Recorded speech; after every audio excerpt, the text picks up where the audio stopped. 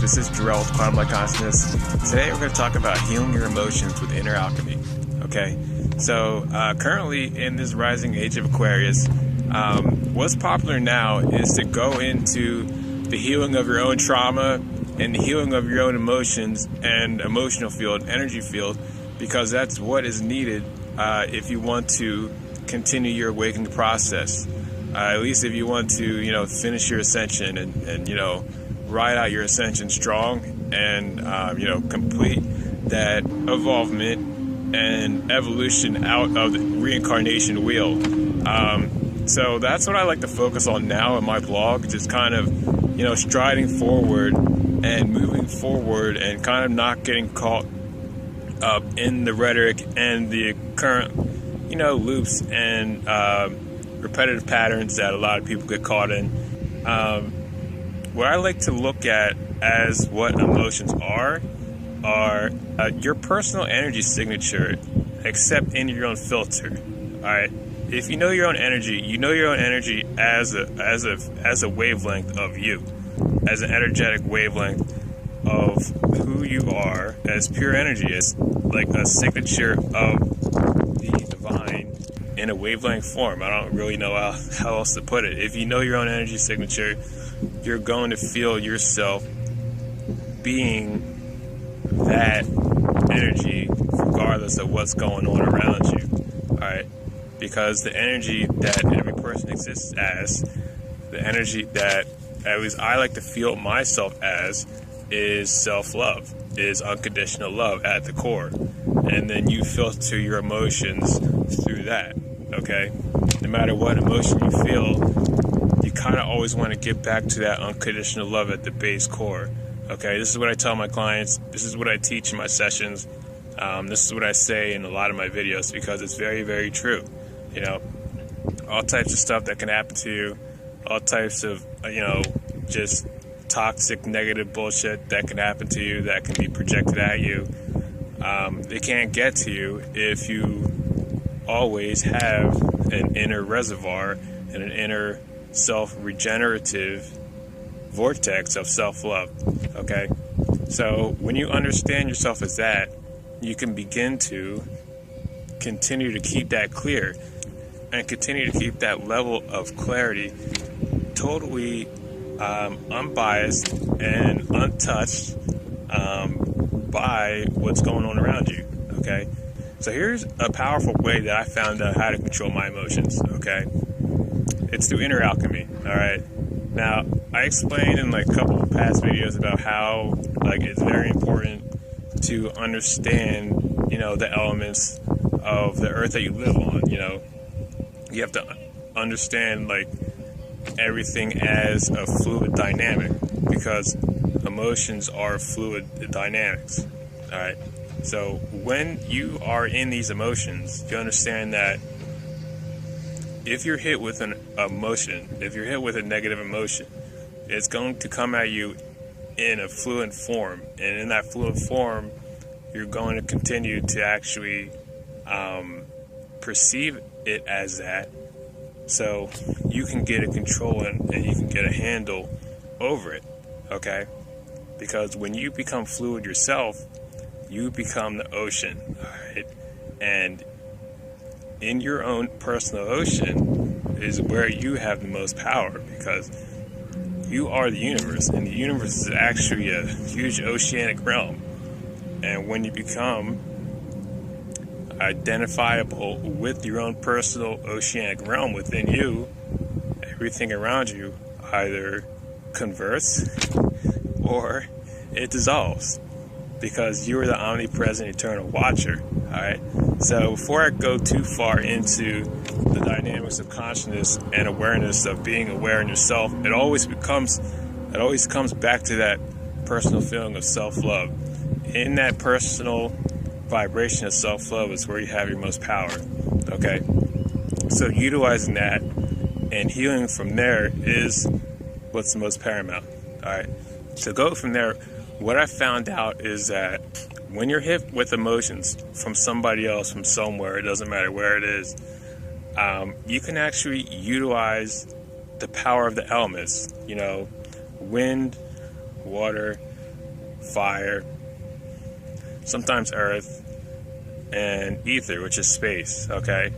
Those five, one of those five, okay? You use one of those five to actually cool and calm down your inner atmosphere, or raise the vibration of your inner atmosphere, okay? Because elements are not emotions, and emotions are not elements, all right? Like, sensations are not emotions, and emotions are not sensations, okay? Same thing, okay? So that's where a lot of people get caught in the net. That's where a lot of people get caught up in the reincarnational wheel, because they can't figure out their emotions. They can't untie themselves from the netted, tangled, unconscious, emotional field from the people around them, because they're constantly feeling something and they're thinking of something else, okay? You kind of have to raise your emotional quotient. You kind of have to get into your own power as a sovereign right, spiritual, enlightened being, to understand that just because something feels warm, or just because something feels like tingly or sensational, doesn't mean that that's a positive sensation, okay? It's hard to explain. I'm not going to put that into words. If you want to know more about that, just go and read the blog post that I wrote on that about, I forget, I'll put up the link right here. So, it's important to understand that every sensation that you feel isn't directly tied to positive emotions, okay? So this is where your power is, because, well, what I like to do is when I feel some type of distant energy that somebody else is unconsciously projecting their reality from what they perceive their image as me as, what I do is shield, first off. Second off, I utilize the power of light and dark, alright? I always talk about how you have light selves and you have night selves, alright?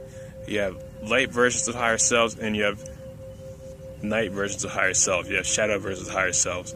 Alright, I didn't figure this out. I discovered this after somebody else told me. Same thing goes with your emotions. Like, your emotions have their own particular aspects of what they are, okay?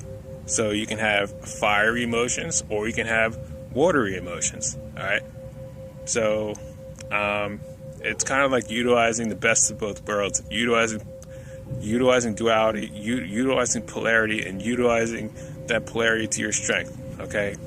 Because when you have an understanding of polarity, you begin to walk as a master in the world, all right? You begin to be able to discern and actually see through a clear lens. You actually see through a clear lens, and your lens isn't distorted, and you don't need anybody else to tell you what is what in order to know and understand what you're looking at.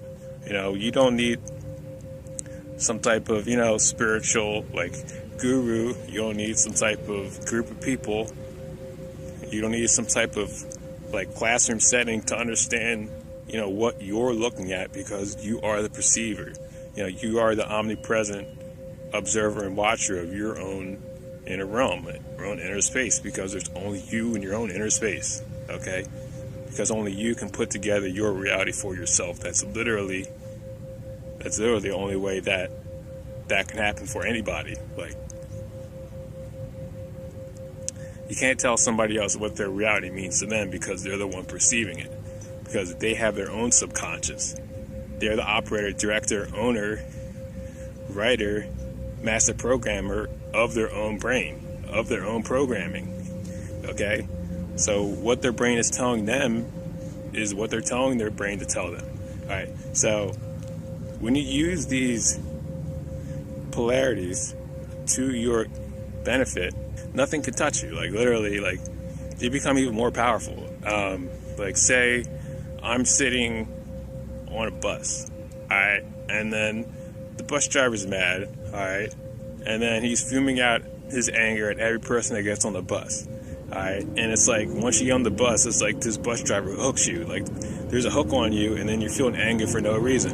Alright, so I'm in the bus seat, like, back a couple rows, and I feel anger for no reason. Alright, what I would do is I would shield, and then I would use my understanding and knowledge of the elements to actually properly disengage the fiery emotion, unconscious projection towards me with the direct opposite of that, which would be ice. All right, so I would utilize ice in my field.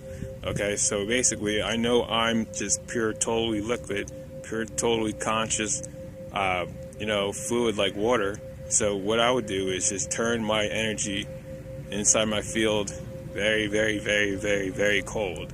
As cold as I need it to be. Okay, because when you get down to the cold elements, it's going to transmute anything that isn't yours, because you are the master writer, you are the master programmer of your own emotional energetic field.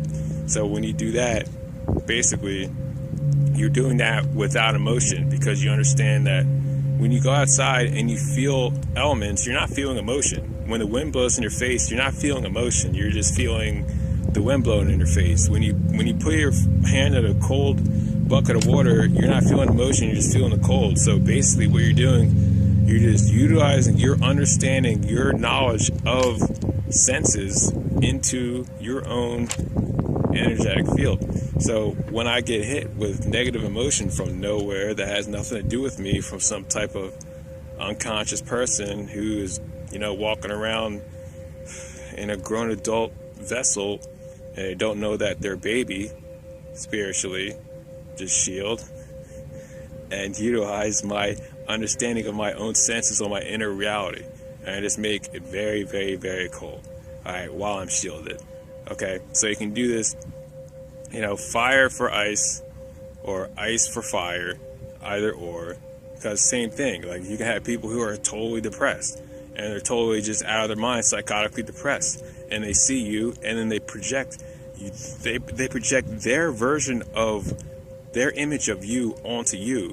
Like, oh, I wish I could be with that person, or I wish I could be more like that person. And all of a sudden you got all this like just shitty, just sludgy, just dark, cold energy funneling towards you for no reason, for nothing. All right, so what you do in that way, you shield and just turn your fire up. You just light yourself up, and you just stay in your energy until that cord is gone. Like, of course you cut the cord, but it's a constant process. It's a constant process, and this is the way you do it. Literally, like I hate to be so poignant and like stickler on ascension, but it's literally like, if you want to get out of the density and you want your clarity, every single time you interact with somebody, they're gonna end up unconsciously trying to hook you. And here's what I say every time I'm done interacting with anybody. All right, I'm a group of angels, and this is also what I tell people to do when they get a healing session with me. Like, I have a whole process, I have a whole command list, and I have a whole setup that I give my clients. So what I tell them is, basically I tell them to have their cords cut that are not theirs off of their body, off of their energetic body. And basically this works. And it's like, you either want to be untouched by the unconsciousness around you, and you want to be able to heal yourself in your own sovereign right, or you're going to suffer. Or you're going to end up just mixed up, tangled up, and in other people's bullshit, and not realize that you're in that.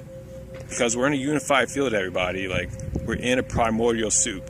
Like, everybody's emotions just flows and kind of congeals with everybody else's, unless you make some type of discernment. All right, and that's where your power is. That's where your strength is.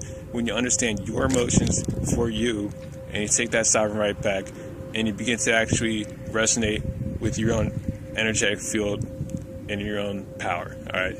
Now, when you embody your healing through the elemental forces like this with your own inner alchemy, the next most powerful thing you can do is embody your inner child while you're doing it. Okay, because the inner child is the most pure form that you could possibly have, with the most compassion and the most power of innocence, to not get tangled up in the emotional fields of the people who are around you, and not get confused with what you're actually truly feeling from your heart. Because the inner child is actually one of the most powerful guardians of the heart. He's going to tell you exactly what, or she is going to tell you exactly what you're feeling from your heart directly, without any misconstrued, twisted, or any type of misinformation in there. That's a pure version of yourself. And the most powerful people on the planet are the ones who know this, the ones who know that the inner child is God, the ones who know that after you grow up, when you do a 360 full 1080 evolution within yourself, you become like a spiritual grown-up who has evolved himself or herself as a kid. It's like growing up, but like becoming a grown version of who you were once as a child. So when you get all your trauma cleared and healed, it's like you become like that 360 1080 evolved version of yourself, and then your own level, with all your experience conglomerated and like manifested to your highest pinnacle potential of your entire experience. Okay, which is why, like, the first time I ever saw my higher self, for the first time, he appeared to me as a child. Literally, he was floating on a cloud, and he was just chilling, just like, yo, what's up? Like, I was like, are you kidding me? Like, literally, like the inner child is so powerful. It's literally, it's like beyond words right now for me. So I